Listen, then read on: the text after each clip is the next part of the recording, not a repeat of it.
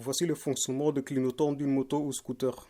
Il y a plusieurs types de circuits. Celui-ci est le type avec un relais à double bimétal. Un bimétal est composé de deux plaques de deux métaux différents, dans ce cas une plaque en cuivre et une autre en acier, fusionnés l'un contre l'autre.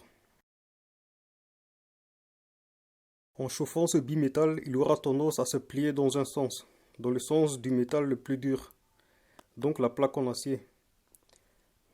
Pour chauffer ce bimétal, on utilise un courant passant par une file qui embobine ce métal.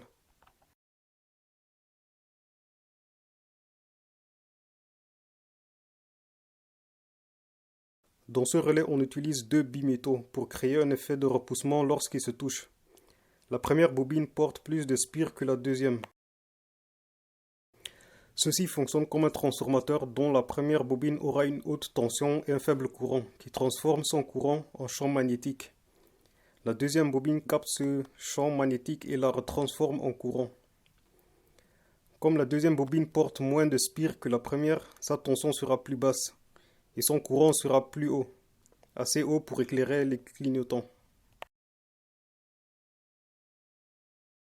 À travers cette formule, nous pouvons calculer la transformation. Par exemple, la tension primaire est égale à 60 volts, dont un courant de 5 ampères circule. Comme la deuxième bobine porte 2 fois moins de spire que la première, la tension sera 2 fois plus basse, donc 30 volts. En transformant la formule, on obtient 10 ampères. Donc nous voyons que la tension s'est transformée vers le bas et le courant vers le haut. On ne peut pas transformer les deux vers le haut.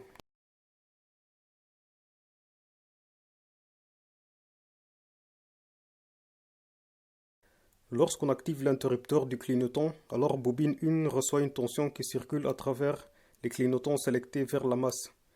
Pas assez fort pour les allumer, mais un courant assez grand pour se chauffer et ensuite se plier. Bobine 1 se plie dans le sens de bobine 2, entre en contact avec bobine 2 et bobine 2 se met à chauffer pour se plier dans le sens opposé.